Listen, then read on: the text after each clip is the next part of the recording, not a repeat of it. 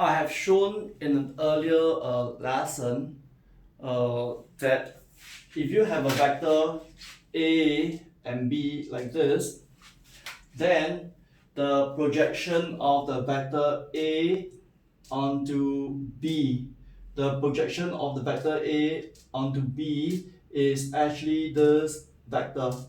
And I've shown that this vector, which is called the projection of A onto B, turns out to be this expression.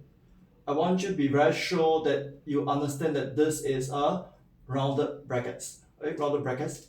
So the projection of A onto B, projection, right? Projection, projection. When we say projection, we refer to a vector. This vector is given by this expression. Now I want to introduce to you another term. This term is called the length of projection of A onto B. When I say length, I refer to this distance. This distance.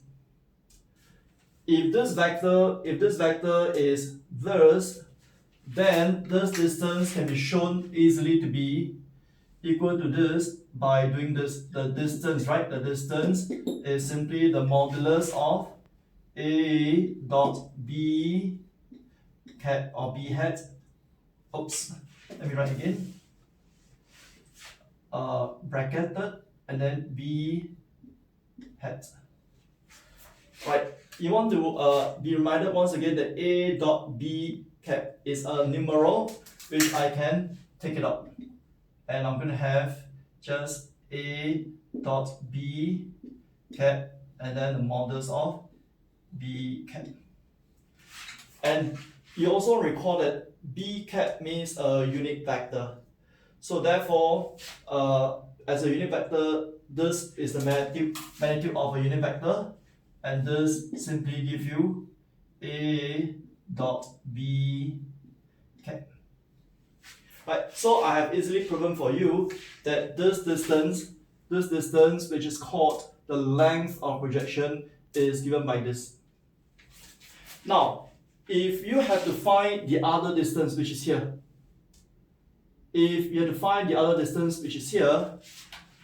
you could actually use the Pythagoras theorem. How? Because if you know this vector A, you will know the magnitude of A, which is actually the length of this. And if you also know this other length, you can use the Pythagoras theorem to find the third. However, I also want you to note that actually this other distance could also be found by taking A cross B cap holding magnitude. So I'm going to show it to you that this calculation actually gives you this distance as well. How does it go? A cross B cap. By definition, this is magnitude of A, magnitude of B cap, sine of theta, and cap. Right? This insight is basically the definition of what a cross product is. And then once again, the magnitude of A is a number. I can take it out. And then the magnitude of magnitude of B cap is just 1, so it disappears. Sine theta. For the angle between two vectors, which is here, at most it is 180 degrees. So therefore, sine theta will always be positive. I can bring up. And then you're left with the magnitude of n cap.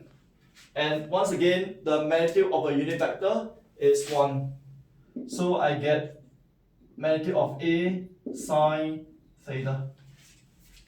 So you want to check that this magnitude of A sine theta, which actually this, magnitude of A sine theta is exactly this length when you apply the simple trigo ratio. How does it go? Opposite over hypotenuse. The hypotenuse would be the magnitude of A. opposite over hypotenuse is sine theta.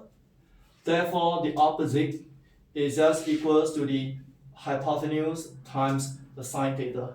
So this length indeed does give you this. And this arithmetic has been proven here to be equals to the magnitude of A cross B cap. Incidentally, if you ever need to find this other vector,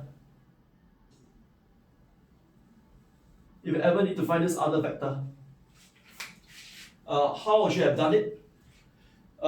If you already have this vector, to find this other vector, right, you could just simply take the vector A minus this red vector to give you this other vector. If you look carefully, right, this vector is also the same as this. Right? So there is actually a way to so-called resolve the vector A into a so-called horizontal component as well as the vertical component. Something that you do a lot in mechanics. That you resolve a force into a horizontal and so-called a vertical component. Likewise, in vector, you also have something that's similar.